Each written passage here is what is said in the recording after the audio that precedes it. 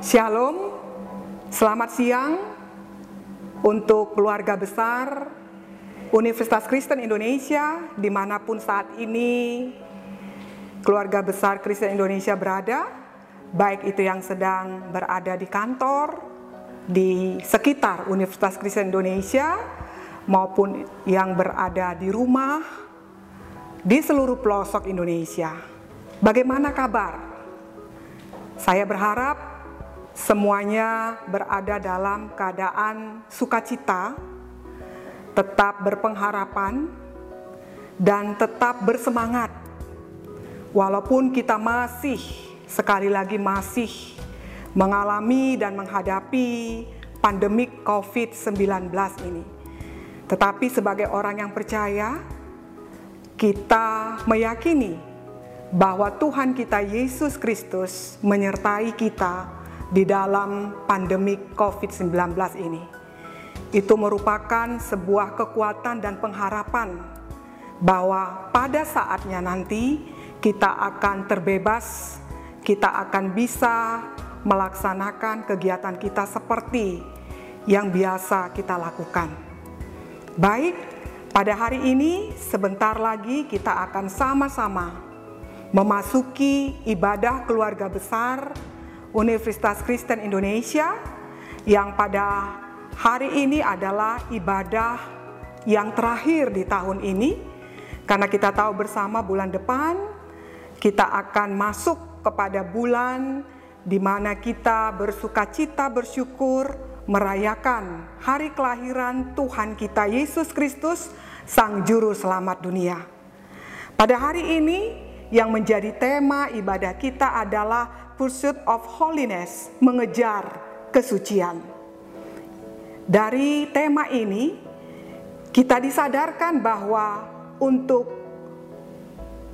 menjalani kehidupan yang suci, seperti yang Tuhan kita kehendaki, membutuhkan kerja keras, membutuhkan komitmen dan pengorbanan. Apa dan bagaimana itu, sehingga kita boleh seturut, kehidupan kita boleh seturut dengan kehendak Tuhan, sesuai dengan firman Tuhan. Kita akan disapa oleh Tuhan melalui hambanya, Bapak Pendeta Marojahan Sijabat, Master Teologia. Marilah kita mempersiapkan tubuh, jiwa, dan roh kita, terlebih hati kita, dalam persekutuan kita bersama siang ini, bersama Tuhan kita Yesus Kristus yang hadir melalui Roh Kudus. Mari kita berdoa. Terpujilah Engkau ya Allah yang berkenan memberkati dan mempersekutukan kami bersamamu pada ibadah keluarga besar Universitas Kristen Indonesia yang pada saat ini kami berada di berbagai pelosok Indonesia. Tetapi walaupun kami berjauhan, tetapi ya Tuhan, Engkau mempersekutukan kami lewat ibadah daring pada hari ini. Ya Allah, berkatilah kami seluruhnya, melalui kuat kuasa Roh Kudus-Mu, kami dibimbing, diperlengkapi, dan dibekali dengan roti kehidupan yang dari surga. Sehingga Tuhan, seperti yang Kau kehendaki, kami boleh menjalani kehidupan yang berbeda, kehidupan yang kudus seperti yang Tuhan kehendaki, yang melaluinya Tuhan, Engkau memakai kami berdampak seperti garam dan terang di dunia ini. Berkati hamba-Mu, Bapak Pendeta Marojahan Sijabat, yang Engkau pakai untuk menyampaikan kebenaran firman Tuhan. Berkati seluruhnya Tuhan, para hamba-Mu yang Engkau pakai sehingga ibadah secara daring ini boleh terjadi dengan baik. Di dalam Kristus Yesus, kami serahkan diri kami, yang melalui ibadah ini kami memuji, memuliakan Engkau. Amin. Shalom Bapak, Ibu, dan saudara-saudari terkasih, keluarga besar Universitas Kristen Indonesia dimanapun saat ini kita mengikuti ibadah ini. Sungguh bersyukur perjalanan bulan Oktober dapat kita lalui, dan hari ini kita kembali dipertemukan dalam kebaktian Keluarga Besar Universitas Kristen Indonesia. Dalam tantangan dan keadaan yang kurang bersahabat selama masa pandemi ini, kita ternyata dapat sanggup melewatinya. Bahkan kita dihantar ke penghujung tahun, dan hari ini adalah kebaktian Keluarga Besar Universitas Kristen Indonesia yang terakhir di tahun 2020. Bapak, Ibu, dan saudara-saudara terkasih, kami mengajak kita semua untuk dapat menyampaikan atau menceritakan secara singkat suka duka penyertaan Tuhan yang kita rasakan sepanjang tahun 2020 di kolom chat YouTube channel kita. Dengan harapan kita bisa dapat saling menguatkan dan menginspirasi Keluarga Besar Universitas Kristen Indonesia. Tuhan yang memimpin perjalanan di masa lalu. Ia juga yang akan memimpin perjalanan di masa yang akan datang. Bahkan kita tahu pandemi ini kita tidak tahu kapan akan berakhir. Tapi kita tahu bahwa Tuhan berjalan bersama kita melalui masa sulit ini. Mari kita puji Dia yang berkuasa, yang adalah Raja atas semesta. Kita menyanyikan pujian dengan-Mu Tuhan.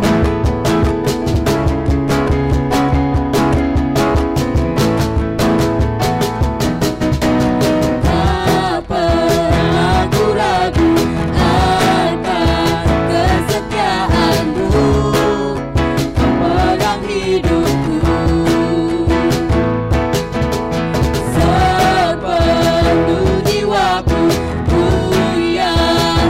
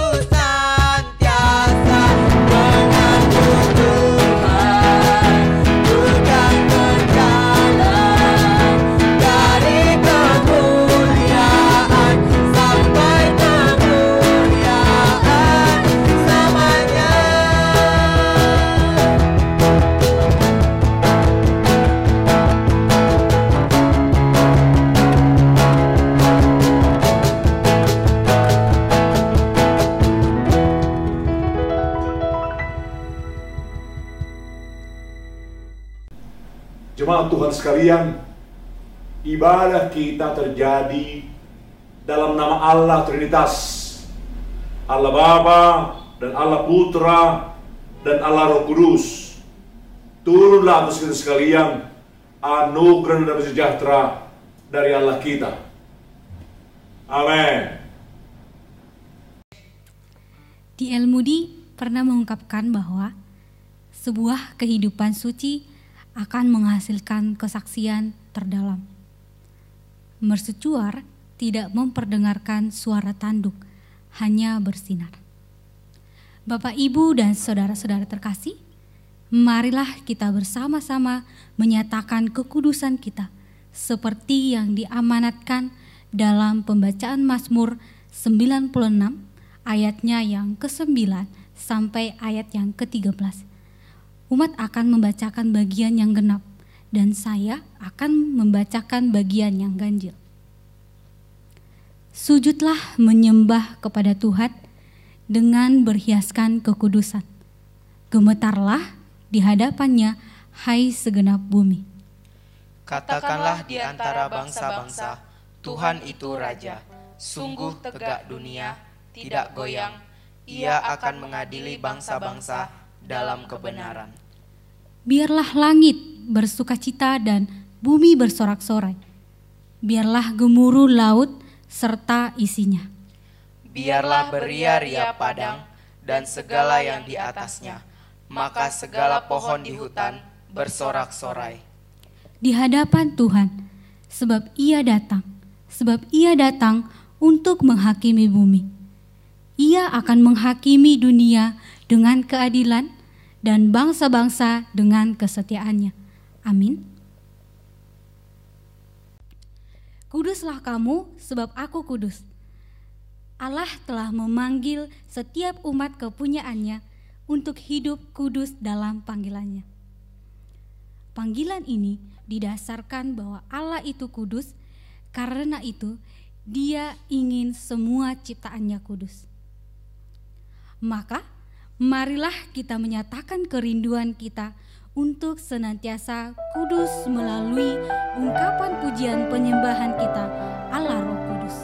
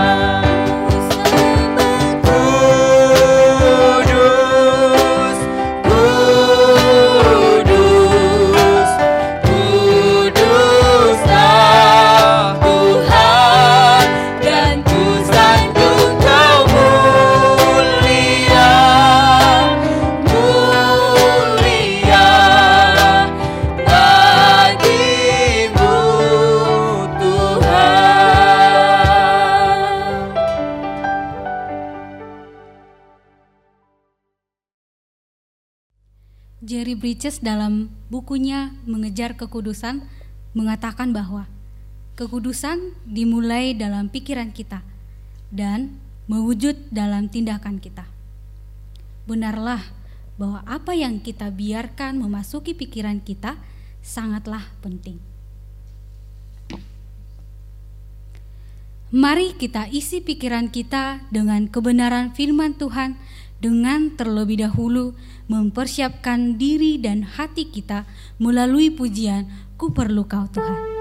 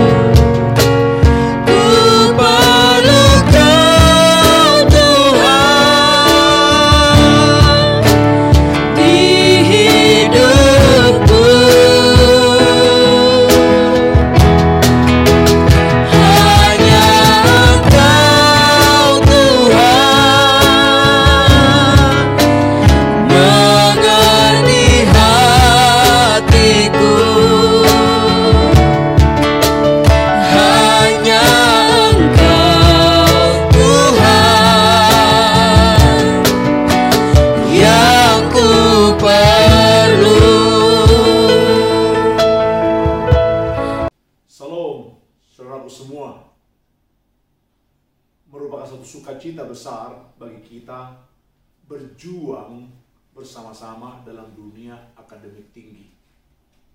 Bersyukur kalau pada masa muda mahasiswa dapat mengenal dan mengasihi Tuhan. Bersyukur jika para dosen diberi kesempatan mendidik, membimbing, membina orang-orang muda, membentuk masa depan sejak sekarang. Saya terhormat dapat hadir di antara Bapak Ibu dan teman-temanku berjuang bagi masa depan. Kita akan membahas firman Tuhan, mendalami firman Tuhan. Kita tundukkan hati kita, terus sekali lagi mohon anugerah Tuhan mengajari kita mewujudkan hidup yang berpadanan dengan apa yang Tuhan mau. Mari kita berdoa. Allah yang hidup, Engkau Tuhan yang menghidupkan kami. Allah yang hidup, Engkaulah pengasih dan penebus setiap kami. Dan kami bersyukur kalau hari ini ada kesempatan bagi kami mendalami firman-Mu, yang berarti sekaligus memohon Engkau memperbaiki kami, memohon Engkau Tuhan merubah lagi diri kami supaya makin berpadanan dengan apa yang Tuhan mau. Berbincang dengan setiap kami yang bersama-sama mendalami firman-Mu. Berbincang dengan semua teman-temanku, para dosen maupun karyawan, dan juga seluruh mahasiswa yang bersama-sama berjuang mendalami firman Allah. Wujudkan hidup yang berpadanan dengan yang Tuhan mau. Terima kasih Tuhan untuk saat ini. Permuliakan nama-Mu, tinggikan nama-Mu, dan berkatilah setiap kami yang memuja Allah beribadah hari ini. Dalam nama Tuhan Yesus yang berkuasa, Allah telah menjadi manusia karena kasih terbesar. Haleluya. Amin. Kita akan dalami firman Tuhan. Kita baca bersama-sama Ibrani 12 ayat 14b. Ibrani 12 ayat 14b. Demikian firman Allah.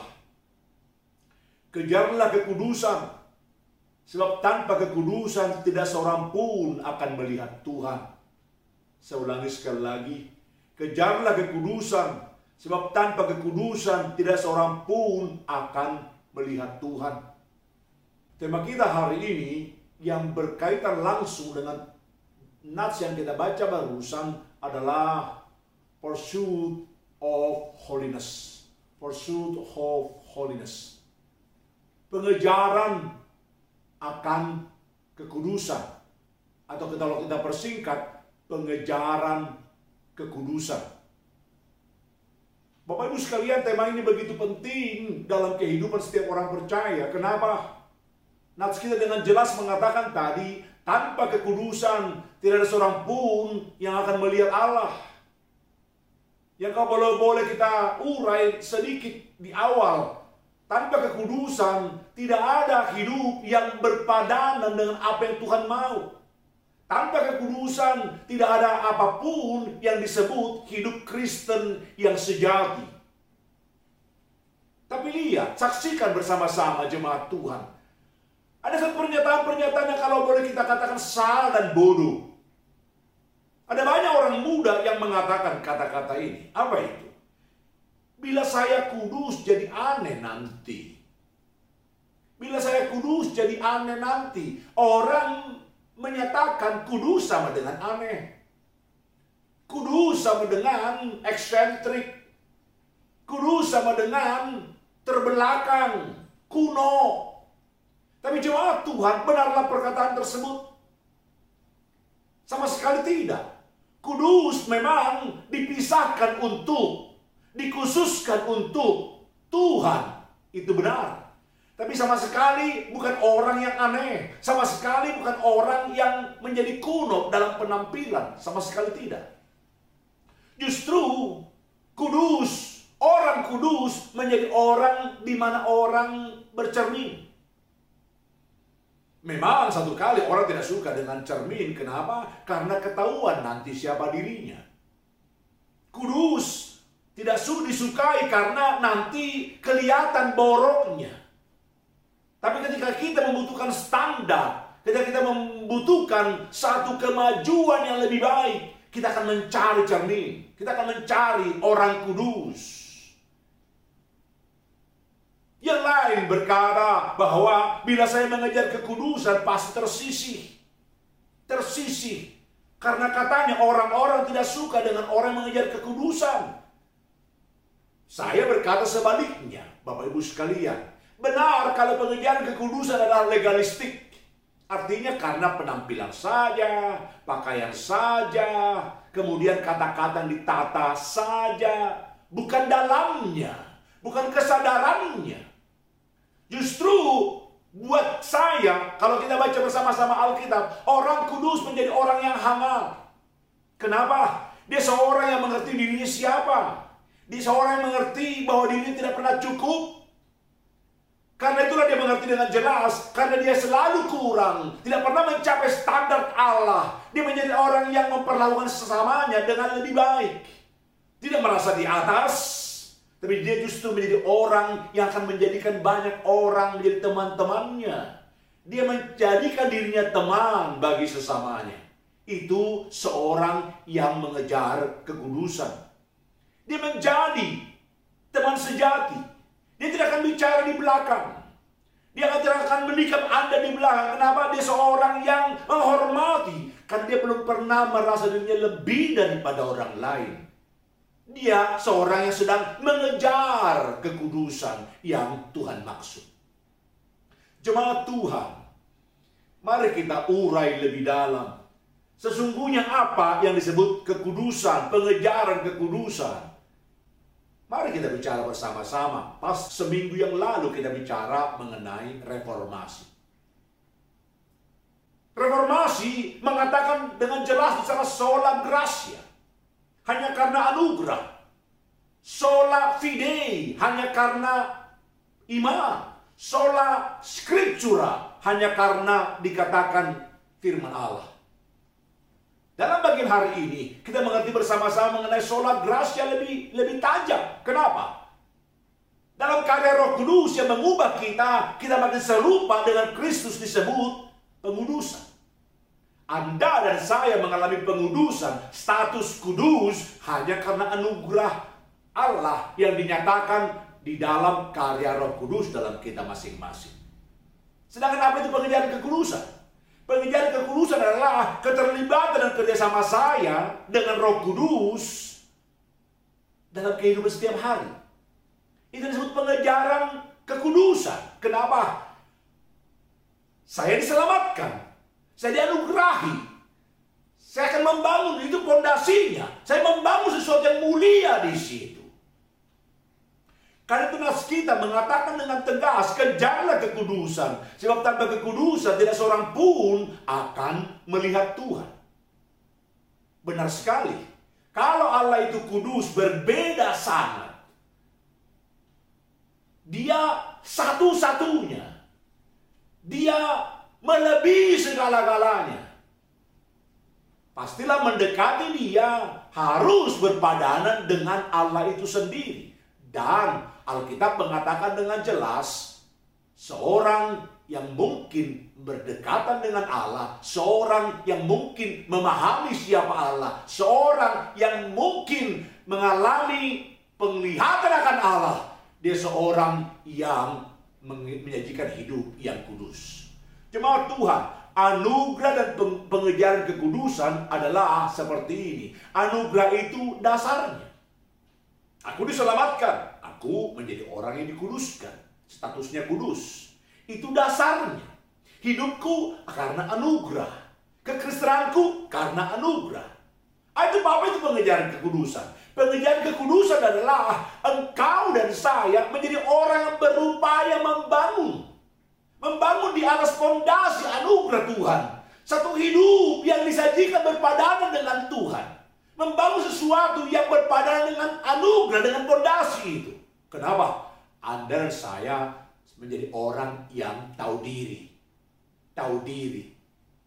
Sadar diri. Kenapa? Kalau aku diselamatkan oleh Tuhan karena anugerah. Kalau aku dikuduskan secara status oleh Tuhan karena anugerah. Saya menjadi orang yang tahu diri. Saya akan berkata, Tuhan, apa yang kau mau? Apa yang kau mau aku mau wujudkan. Apa yang kau mau, aku mau lakukan. Kenapa? Aku orang yang tahu diri. Dalam konteks itu, dalam pemahaman inilah, kita mengerti bersama-sama apa itu pengejaran akan kekudusan.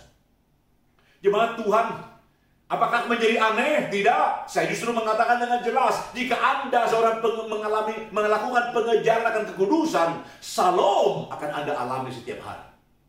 Salom. Apa itu? Satu keadaan di mana engkau dan saya mengalami sejahtera, damai, kokoh. Anda bisa tenang. Kenapa? Karena saya diterima Allah bukan berdasarkan kinerja pribadi saya. Tetapi kebenaran Tuhan Yesus Kristus yang sempurna dan tak terbatas yang sudah membenarkan saya, yang sudah diberikan kepada saya. Jadi setiap hari kita akan mengalami salom. Kenapa? Andaikan kita gagal dikatakan membangun kehidupan yang berpadanan dengan anugerah itu, kita masih terus dalam anugerah Tuhan. Masih terus fondasinya adalah anugerah Tuhan. Sadar diri setiap hari ini juga akan dialami oleh seorang yang mengejar kekudusan. Kita benar karena anugerah yang telah kita terima. Terus menyadarkan kita untuk memuliakan dan menyenangkan memberi anugerah. Bayangkan bersama-sama Bapak Ibu. Salom setiap hari, sadar diri setiap hari. Yang membuat Anda menjadi orang-orang yang mengalami kekuatan dikatakan menjalani kehidupan. Kekuatan dikatakan menjalani rutinitas. Kenapa hidupku bukan sekedar rutinitas. hidupku adalah sesuatu, memang ada kerutinan di situ. Tapi aku tahu dengan jelas, aku sedang membangun sesuatu yang mulia di atas anugerah Tuhan. Teman-temanku para dosen, kau pasti pernah mengalami satu kejenuhan. Teman-temanku mahasiswa, engkau pernah mengalami kejenuhan khususnya dalam masa daring, learning dengan daring. Tidak pernah mudah. Engkau mungkin mengalami begitu banyak tugas. Engkau memberikan begitu banyak tugas. Engkau memberikan, dikatakan, berbagai-bagai hal kepada mahasiswa supaya mereka kedapatan orang yang belajar. Kau harus periksa, dikatakan, soal-soal, kemudian jawaban-jawaban para mahasiswa. Mau memastikan apakah mahasiswa dikatakan belajar atau tidak belajar. Teman-temanku yang dikasihi oleh Tuhan, mungkin kejenuhan menerpamu. Kejenuhan dikatakan terjadi padamu. Tapi teman, ketika kau tidak tahu dengan jelas bahwa yang kau sedang membangun sesuatu di atas anugerah Tuhan, engkau akan melakukan sesuatu yang mulia dengan standar di situ. Dan itu salah satu bagian daripada pengejaran akan kekudusan. Jemaat Tuhan, Bapak Ibu sekalian, pengejaran kekudusan, karena itulah dikatakan menjadi sesuatu prioritas tertinggi dalam kehidupan saudara orang Kristen. Prioritas utama, terutama. Kenapa? Bukan soal bagaimana aku berkenan di hadapan atasanku. Bukan soal aku berkenan dikatakan kepada mahasiswaku. Bukan aku berkenan dikatakan kepada dosenku. Tapi sungguh berkenan kepada yang lebih tinggi daripada itu. Siapa? Tuhan. Tuhan sendiri. Berkenan kepada Tuhan. Oh jemaat, ini pun menggetarkan saya pribadi. Kenapa? Saya pun terhisap di dalamnya. Mewujudkan hidup berkenan kepada yang memanggil saya menjadi hamba-Nya. Pengejaran kekudusan karenanya menuntut usaha keras terus-menerus dan penuh semangat dalam kehidupan setiap orang percaya. Teman-temanku, saya mau bertanya padamu, bagaimana caramu mengajar? Teman-temanku, bagaimana engkau bekerja sebagai karyawan? Teman-temanku bertanya, bagaimana dikatakan engkau sebagai mahasiswa?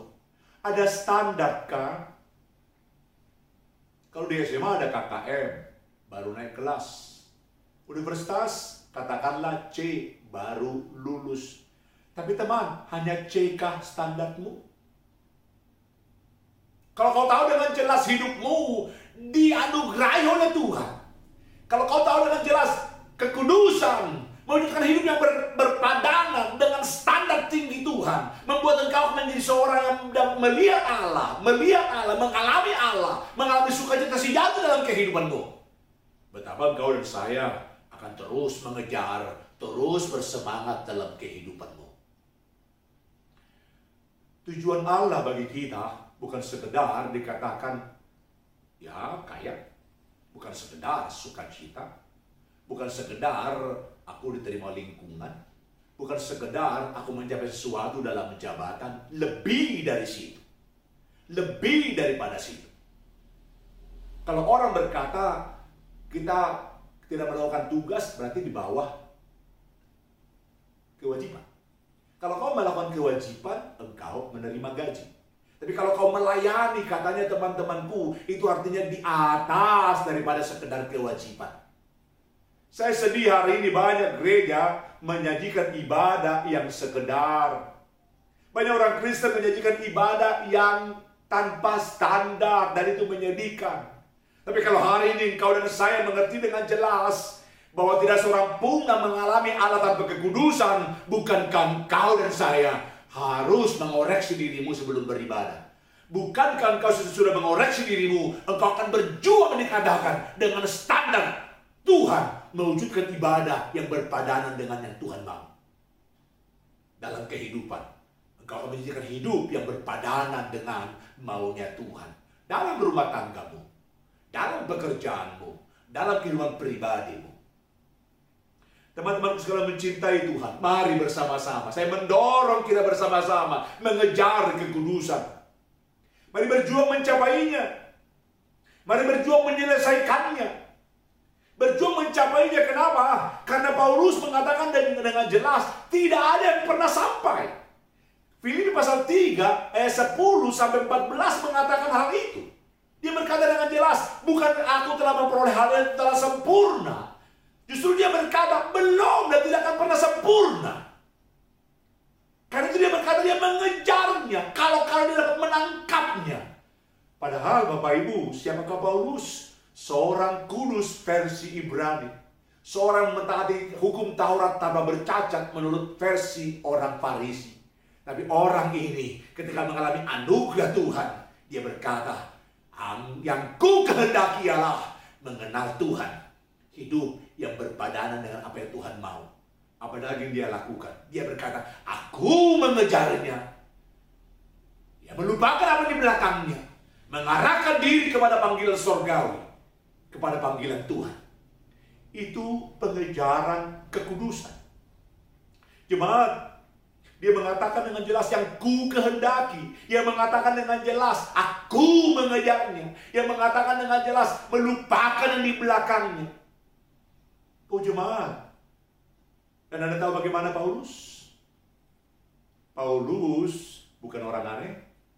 Paulus bukan orang kuno. Paulus bukan seorang yang disisihkan. Paulus membangun satu zaman itu yang terjadi.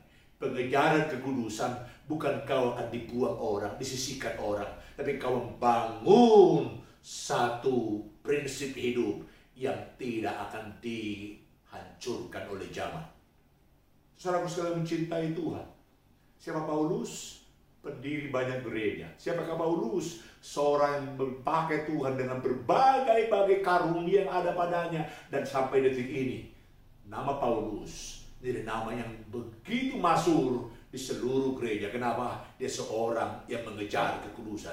Melakukan pengejaran kekudusan dengan begitu bersemangat. Dengan prioritas tinggi. Oh haleluya. Jemaat, kita akan tutup pertemuan ini. Pendalaman kita. Dengan melihat bersama-sama seorang mengejar kekudusan. Siapa namanya? Paul Brand. Orang ini orang pandai sekali. Dia seorang dokter. Dokter ini bukan tinggal di negaranya, tapi dia ke tempat yang paling ditolak di seluruh muka bumi. Apa itu? Dia pergi ke Kalkuta.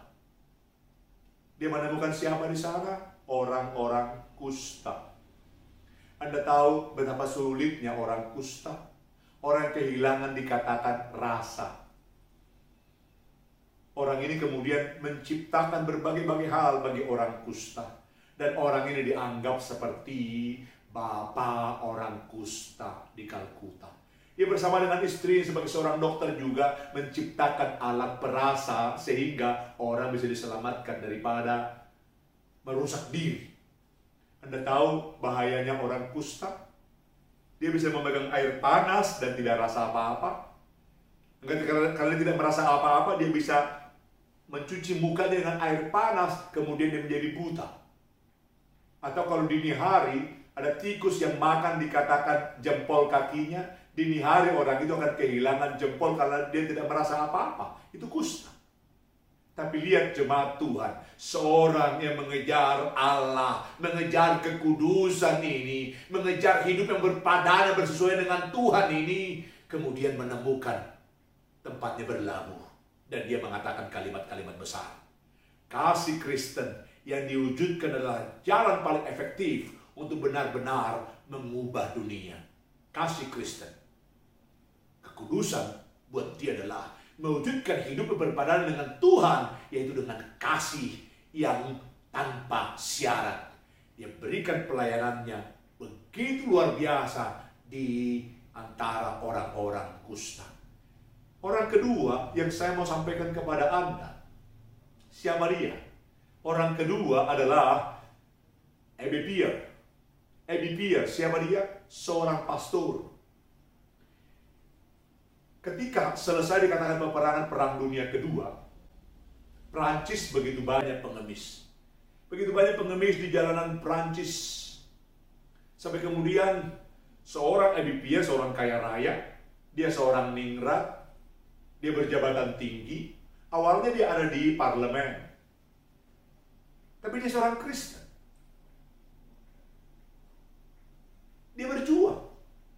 parlemen, tapi nggak ada yang digubris. Kebanyakan rapat sampai kemudian tidak ada tindak lanjut. Abby Pierre berkata apa yang Tuhan mau. Mewujudkan hidup yang sesuai dengan apa yang Tuhan mau. Pengejaran kekudusan, mewujudkan hidup seperti Kristus hidup. Abby Pierre kemudian meninggalkan parlemen, meninggalkan kedingratan. Apa yang dia lakukan? Dia terjun langsung menjadi seorang pastor, menjadi seorang rohaniwan. Dia layani dikatakan orang-orang, sampai kemudian dia menemukan satu cara. Jika aku hanya memberikan milikku kepada orang miskin, habis pengemis. Tapi saya akan tahu dengan jelas semua orang memiliki sesuatu yang dapat diberikan. Maka kemudian dia kumpulkan pengemis, dikumpulkan sesuai dengan kemampuan. Ada yang sanggup dikatakan ketok-ketok paku, ada yang sanggup dikatakan melakukan beberapa hal, mengumpulkan benda-benda yang mereka menganggap bagus, dipilah-pilah. Ada yang sanggup dikatakan membangun satu rumah, dikumpulkan, diberdayakan. Ketika diberdayakan, mereka rasa mereka adalah manusia berharga, bukan mengemis. Apa yang terjadi kemudian? Mereka saling membantu, saling menolong. Ada yang meminta pertolongan mereka. Sampai kemudian Abby Pierre merasakan satu hal yang begitu luar biasa. Perancis kehilangan pengemis. Pengemis tidak ada lagi.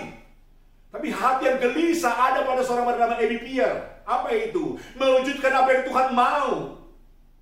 Kenapa saya menceritakan ini Bapak Ibu? Saya mengkhawatirkan engkau menganggap pengejaran kekudusan menjadi sesuatu yang aneh. Bukan. Itu sesuatu yang berlangsung dalam kehidupan kita. Mewujudkan apa yang Tuhan mau dalam keseharian kita, dimanapun Tuhan menaruh kita. Abby Pierre, dia gelisah. Perancis kehilangan pengemis. Orang-orangnya sudah menjadi orang berada hari ini.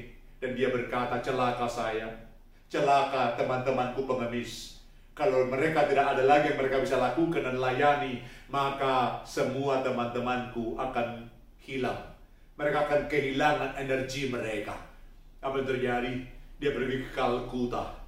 Di Kalkuta, dia berjumpa dengan seorang bernama Paul Brand. Berjumpalah orang yang mencintai Tuhan ini, yang mewujudkan Tuhan mau ini di Kalkuta. Dia berkata, apa yang dapat kami berikan untuk. Dia berkata kepada Paul Brand, tolong bantu kami. Kalau tidak dibantu, kami akan mati. Paul Brand mendengar pastor ini dan kemudian dia terpesona dengan pastor ini. Kenapa? Paul Brand berasa kita akan terbantu oleh kedatangan Abby Pierre. Tapi hari ini juga Abby Pierre berkata, tolong bantu kami, kalau tidak kami mati. Itu perkataan Abby Pierre. Sampai kemudian seorang bernama Paul Brand terhenyak dengan kalimat-kalimat kuat dari pastor tersebut. Dia berkata, kerajaan Tuhan memberi dirinya dalam kasih. Persis itulah yang Tuhan lakukan bagi kita. Kemudian Abby Pierre menemukan tempatnya berlabuh bersama Paul Brand. Dia menolong begitu banyak orang-orang kusta yang tidak berdaya di Kalkuta. Dan hari itu ketika terjadi hal-hal yang mulia dilakukan bagi orang-orang kusta tersebut melalui dua orang yang dipakai Tuhan ini. Para kusta itu kemudian membuat satu perayaan, mau berterima kasih kepada Abby Pierre. Dengar kalimat ini, kalimat Abby Pierre. Dia mengatakan, ketika para kusta berkata, terima kasih karena Anda menolong kami, terima kasih karena Bapak menjadi alat Tuhan yang membangunkan kami, terima kasih. Abby Pierre menangis. Dia berkata, saudaraku, bukan kami yang menolong kalian, bukan. Bukan kami yang telah membangunkan kalian. Justru kalianlah yang telah membuat kami tidak hilang. Kalianlah yang membuat kami tertolong. Jemaat Tuhan, mari. Pengejaran kekudusan sesuatu yang aneh? Bukan. Pengejaran sesuatu yang kekudusan adalah membangun hal mulia di atas anugerah yang tidak akan pernah lekang yang telah Tuhan berikan kepada kita. Pengejaran anugerah Tuhan, pengejaran kekudusan Tuhan, menyajikan hidup yang berpada dengan apa yang Tuhan mau. Apa yang terjadi kemudian? Yang terjadi adalah hidup yang shalom, hidup yang sadar diri, hidup yang kemudian menjadi hangat kepada orang lain. Kenapa? Aku tidak akan pernah rasa diriku telah sempurna atau lebih daripada orang lain. Karena itu justru seorang pengejar kekudusan menjadi orang yang memperlakukan sesamanya dengan benar. Jemaat Tuhan, mari, hari saya menantangmu. Adakah hidup yang berpadanan dengan Tuhan mau dalam kehidupan kita? Sudahkah kehidupan Kristenmu kau bangun dalam atas anugerah Tuhan? Kalau sudah, bangunan seindah apakah yang kau bangun dalam anugerah Tuhan? Sudahkah berpadanan, bersesuaian dengan anugerah mulia yang begitu berharga kau bangun di atasnya? Jemaat, mari berdoa. Kalau belum kita melakukannya, mari kita memohon ampun kepada Tuhan. Mari kita berdoa. Allah yang hidup, betapa mulianya Engkau, betapa kudusnya Engkau. Jika hari ini kami mendalami satu nats yang kerap dijauhi karena terlalu sulit katanya, tapi firman-Mu berkata dan memerintahkan kami untuk mengejar kekudusan. Yang artinya Tuhan, Engkau tidak mau kami hidup sekedar di dunia ini. Yang artinya Tuhan, Engkau mengharapkan kami memiliki kehidupan yang bermutu, kehidupan yang berdampak. Kami tahu Tuhan, dunia ini ingin kami menjadi rata-rata, tidak berdampak. Kami tahu juga Tuhan, Engkau yang hidup di atas rata-rata kemudian disalibkan. Tapi kami tahu juga dengan jelas, melalui penyalipan Tuhan, kami semua menjadi umat tebusan. Dalam penyalipan Tuhan kami tahu seluruh dunia, manapun, baik yang menerima maupun yang menolak Engkau, tidak bisa tidak harus hormat dengan Engkau yang hidup di atas rata-rata moral, hidup di atas rata-rata kegairahan manusia, hidup di atas rata-rata kemanusiaan yang pernah ada di muka bumi. Tuhan, buat kami menyadari itu dan berjuang seperti itu. Jika selama ini kami tidak mewujudkannya, ampuni, kuduskan kami. Terima kasih Tuhan, terima kasih. Berkati Uki, berkati Tuhan semua dosen, berkati Tuhan semua mahasiswa, berkati Tuhan semua karyawan. Oh Tuhan, kami tahu dengan jelas tidak pernah mudah dalam semua itu. Tapi kami tahu dengan jelas kami telah ditebus dengan harga lunas dibayar. Dan kehidupan yang sudah kami alami, kehidupan baru, bukan kehidupan yang kami ditinggalkan oleh Tuhan. Engkau Allah yang terus menerus menyertai kami. Oh haleluya, haleluya Tuhan, haleluya Tuhan. Terima kasih.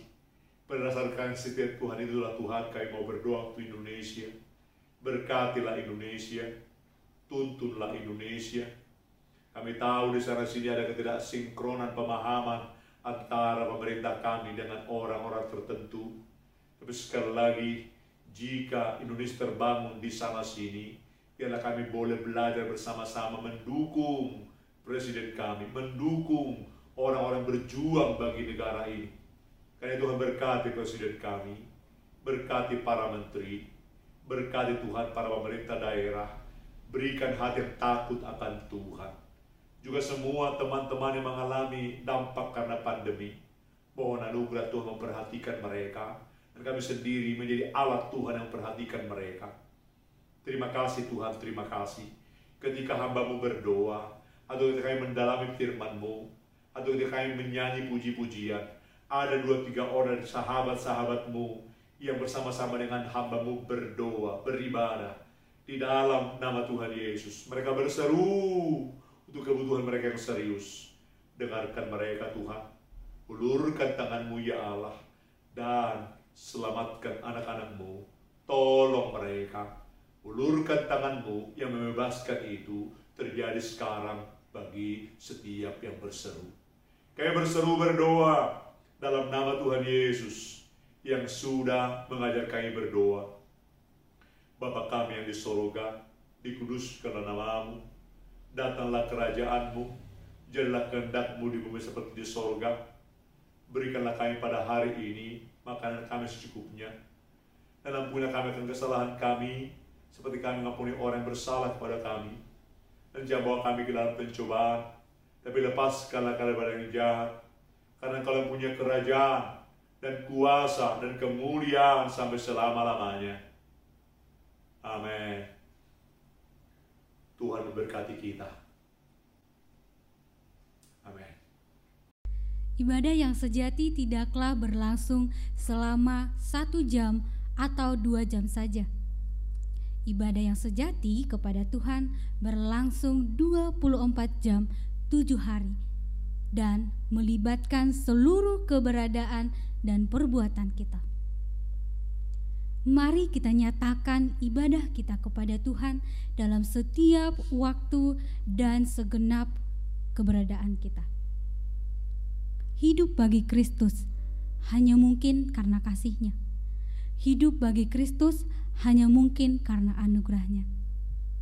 Biarlah pujian ini menjadi komitmen untuk kita bersama-sama menjadi saksi dan berkat demi kemuliaan Tuhan. Mari kita menyanyikan pujian ini. Tuhan, Kau pernah ada di tengah manusia, berjalan di antara manusia berdosa, menyembuhkan yang luka, mengangkat yang jatuh, melepaskan yang terikat dalam dosa. Tuhan, tak ku rasakan indahnya kasih-Mu, tak mungkin hanya ku simpan berdiam diri. Bawalah aku berjalan di tengah dunia-Mu, buatlah aku hidup hanya untuk-Mu. Hidup bagi Kristus hanya mungkin karena kasih-Nya. Hidup bagi Kristus hanya mungkin karena anugerah, mengasihi yang Dia kasihi, melakukan yang Dia kerjakan. Ku mau hidup bagi Kristus. Kita nyanyikan dari awal. Tuhan, Kau pernah ada di tengah manusia, berjalan di antara manusia berdosa, menyembuhkan yang luka, mengangkat yang jatuh, melepaskan yang terikat dalam dosa. Tuhan, aku rasakan indahnya kasih-Mu, tak mungkin hanya ku simpan berdiam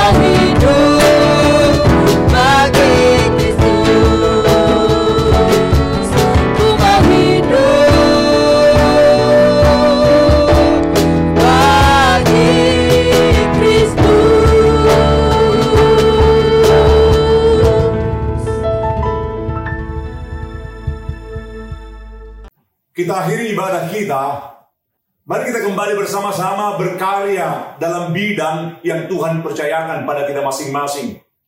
Mengejar kekudusan, mewujudkan bangunan yang berpadanan dengan pondasi anugerah Tuhan. Mewujudkan hidup yang berpadanan dengan Tuhan sendiri.